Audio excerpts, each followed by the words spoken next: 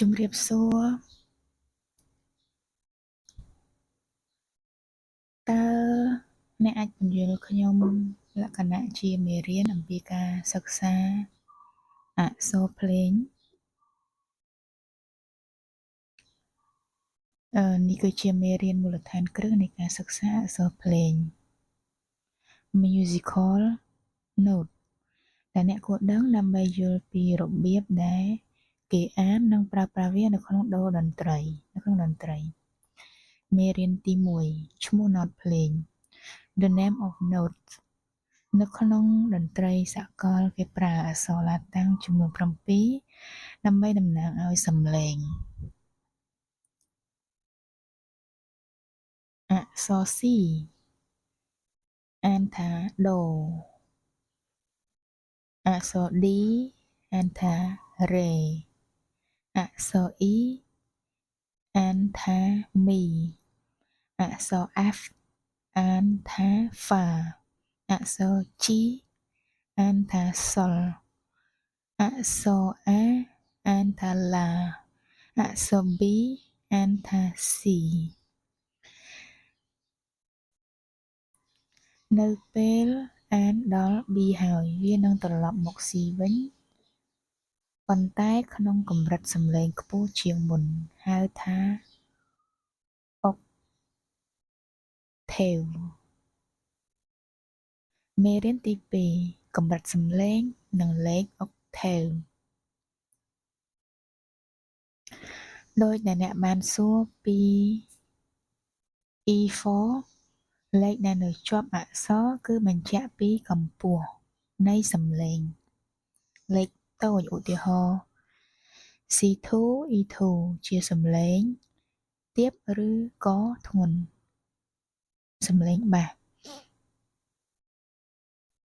លេខមធ្យមឧទាហរណ៍ C4 E4 ជាសំឡេងកណ្ដាល middle range C4 ត្រូវបានគេហៅថា middle C ជាចំណុចកណ្ដាលនៃ piano លេខធំឧទាហរណ៍ C6 E6 ជាសំឡេងខ្ពស់ឬក៏ស្រួចមេរៀនទី3របារភ្លេងនិងសញ្ញាខ្វែងឬ flat accidental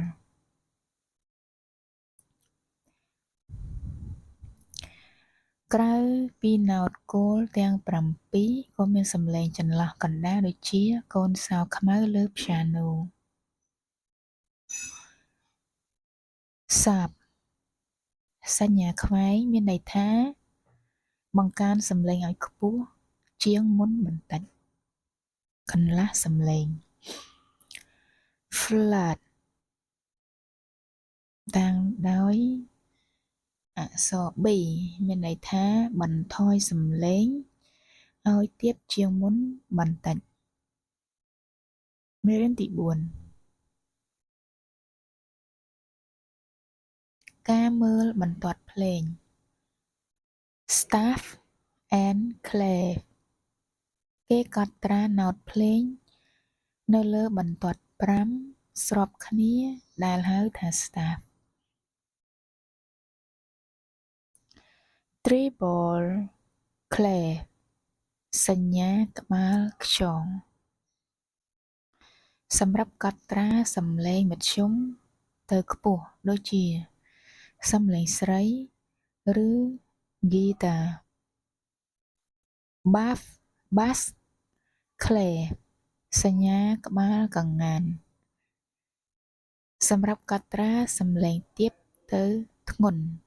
ដូចជាសំឡេងបាសឬស្គរមេរៀនទី5រយៈពេលនៃសំឡេង note value មិនត្រឹមតែប្រាប់ពីកម្ពស់សំឡេងទេអក្សរភ្លេងក៏ប្រាប់ពីរយៈពេលដែលត្រូវអស់សំឡេងដែរ whole note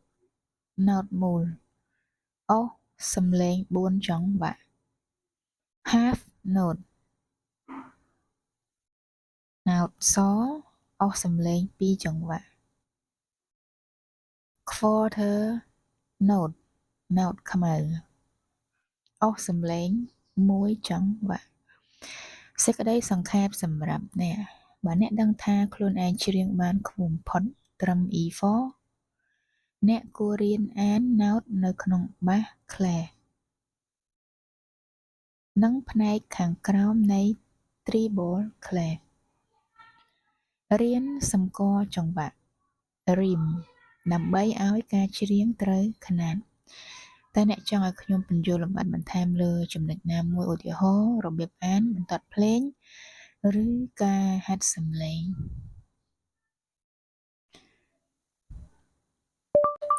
ខ្ញុំចង់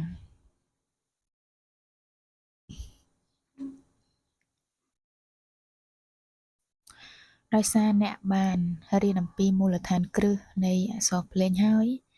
តើអ្នកចង់ឲ្យខ្ញុំបង្រៀនពីរបៀបមើលបន្ទាត់ភ្លេងហៅថា staff ដើម្បីឲ្យដឹងថាតើ note E4 ដែលអ្នកនិយាយដល់នោះគេគូសនៅលើបន្ទាត់មួយណាណែនាំលំហាត់ហាត់សំឡេង vocal warm up សម្រាប់អ្នកដែលមានកម្រិតសំឡេងត្រឹម E4 ដើម្បីឲ្យច្រៀងបានធូរនិងមិនស្អកកជួយរកបទចម្រៀងដែលងាយស្រួលច្រៀងដែលត្រូវនឹងកម្រិតសំឡេងរបស់អ្នកពន្យល់អំពីចង្វាក់ rhythm ដូចជាការទះដៃតាមចង្វាក់1 2 3 4នៅក្នុងបទចម្រៀង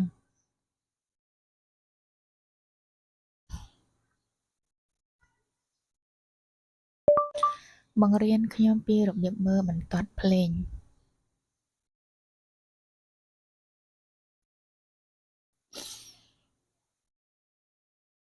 បន្ទាត់ភ្លេងគេហៅថា musical staff គឺជាជំហានដំបូងដើម្បីក្លាយជាអ្នកតន្ត្រីអាជីពបន្ទាត់ភ្លេងមាន5បន្ទាត់និង4ចន្លោះ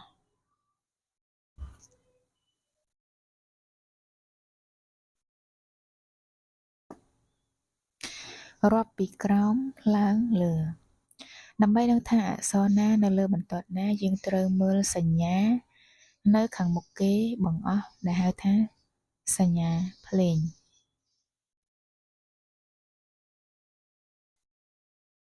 សម្រាប់អ្នកដែលច្រៀងដល់ត្រឹម E4 អ្នកត្រូវចេះមើល treble clef សញ្ញាក្បាលខ្យងជាមុន1របៀបមើលសញ្ញាក្បាលខ្យង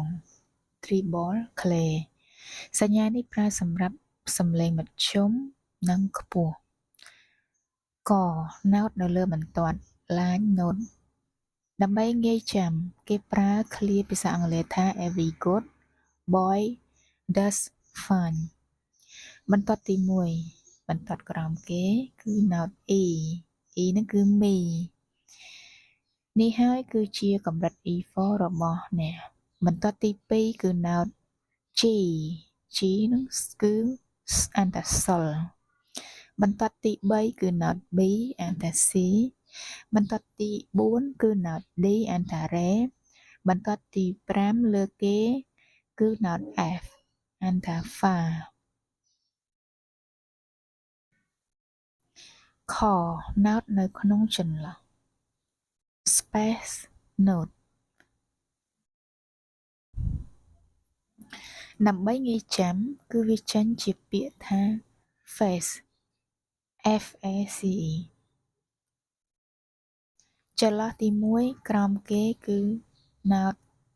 Fa ចន្លោះទី2គឺ note La ចន្លោះទី3គឺ note Do ចន្លោះទី4គឺ note Mi F ហ្នឹងគេអានថា Fa A អានថា La C អានថា Do E អានថា Mi 2ចូល note ដែលនៅទាបជាងបន្ទាត់ទី1ដោយសារអ្នកច្រៀងបានទាបជាង E4 ទៀតនោះអ្នកនឹងឃើញមានបន្ទាត់ជំនួយ ledger line ដែលជាបន្ទាត់ខ្លីៗនៅខាងក្រោម middle C C4 ស្ថិតនៅលើបន្ទាត់ខ្លីមួយនៅក្រោមបន្ទាត់ទី1 D4 ស្ថិតនៅជាប់ ក្រមបន្ទាត់ទី1ដែលមិនទាន់ដល់បន្ទាត់ខ្លីទី3គន្លឹះសំខាន់សម្រាប់អ្នក E4 នៅក្នុងការសរសេរភ្លេងសម្រាប់សំឡេងកម្រិតកណ្ដាលនៅពេលអ្នកឃើញ note នៅលើបន្ទាត់ទី1នៃ treble clay នោះវាគឺជា E4 note ខ្ពស់បំផុតរបស់អ្នកបើ note នៅខ្ពស់ជាងបន្ទាត់ទី1ឡើងទៅលើមានន័យថាវាលើសពីសមត្ថភាពសំឡេងរបស់អ្នកហើយអ្នកនឹងត្រូវប្រឹងច្រៀងខ្លាំងឬសរកលំហាត់សាកល្បងស្រមៃមើលបន្ទាត់5បើគេគូសរង្វង់ក្នុងចន្លោះទី2តើវាជា note អ្វីចម្លើយគឺ note ឡាបើគេគូសរង្វង់លើបន្ទាត់ទី2តើវាជា note អ្វីចម្លើយគឺ note សុលតែអ្នកចង់ឲ្យខ្ញុំគូសជារូបភាពតួអក្សរ diagram បង្ហាញពីទីតាំង note C D E F G A B នៅលើបន្ទាត់ឲ្យមើលច្បាស់ជាងនេះទេខ្ញុំចង់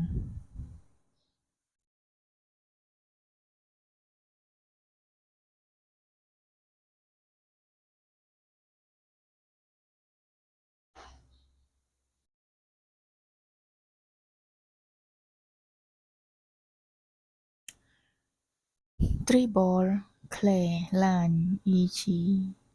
B that's fine E good boy that's fine space F A A C E អានថា fa la la do mi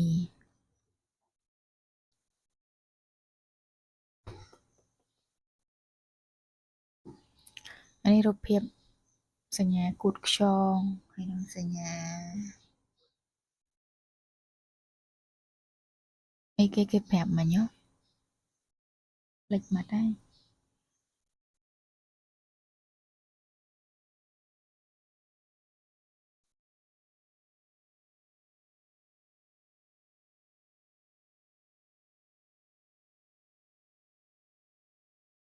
មានសញ្ញាទាំងអស់មែនមិញ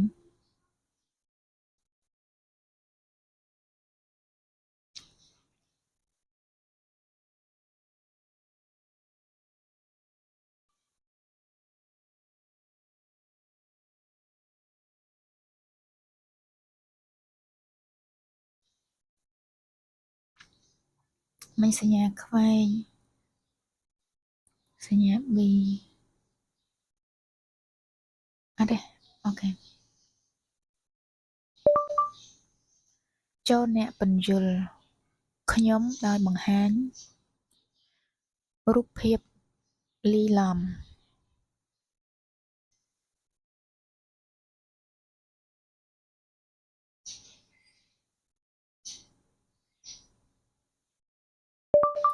ដើម្បីឲ្យខ្ញុំ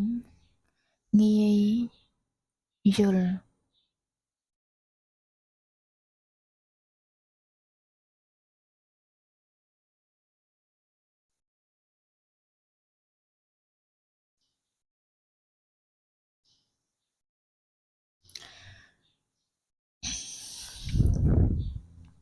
ខាងក្រោមនេះជារូបភាពបង្ហាញពីរបៀបអាន note នៅលើបន្ទាត់ភ្លេងសម្រាប់ treble clay សញ្ញាក្បាលខ្យងដែលជាបន្ទាត់សំខាន់សម្រាប់អ្នកខ្ញុំបានគូសបង្ហាញពី note E4 ដែលជា note ខ្ពស់បំផុតរបស់អ្នកនិង note ជុំវិញវា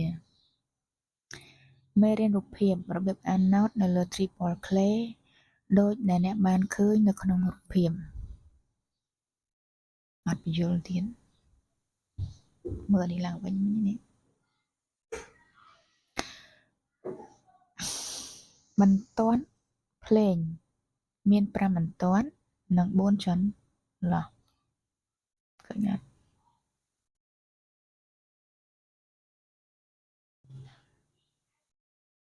ឃើញ Triple clay សញ្ញាក្បាលខ្យងវាចាប់ផ្ដើមនៅខាងឆ្វេងហើយជួយយើងកំណត់ថា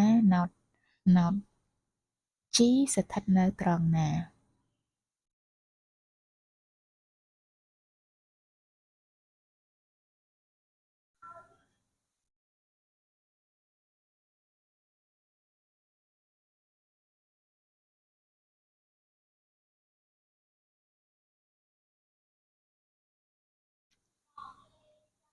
note នៅលើបន្ទាត់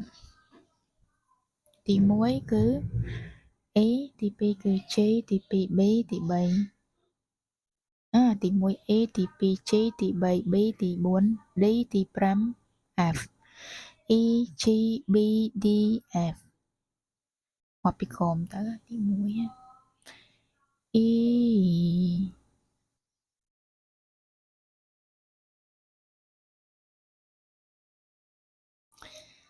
ងាយចាំ every good boy does fine note នៅក្នុងចន្លោះ F ទី1 A ទី2 C ទី3 E ទី4ងាយចាំគឺ face note នៅក្នុងចន្លោះគឺ face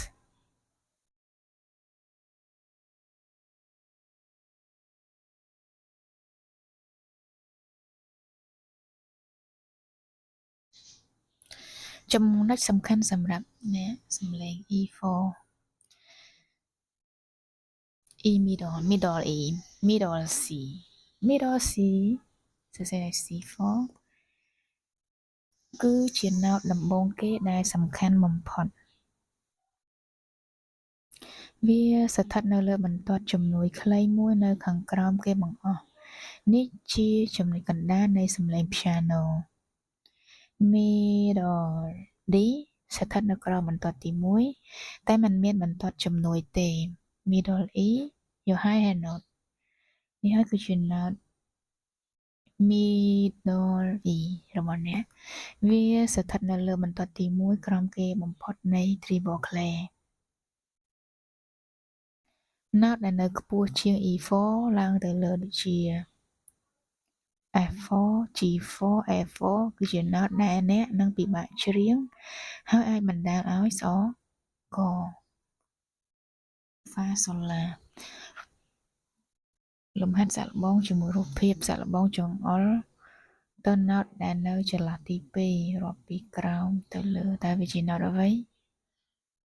ចម្លើយគឺ note La បែរហើយសាកល្បងចង្អុលទៅ note ដែលនៅបន្ទាត់ទី3តើវាជា note អ្វីគឺ note B អូខេតែប៉ុណ្្នឹងបានទេមើលឡើងយល់ទេ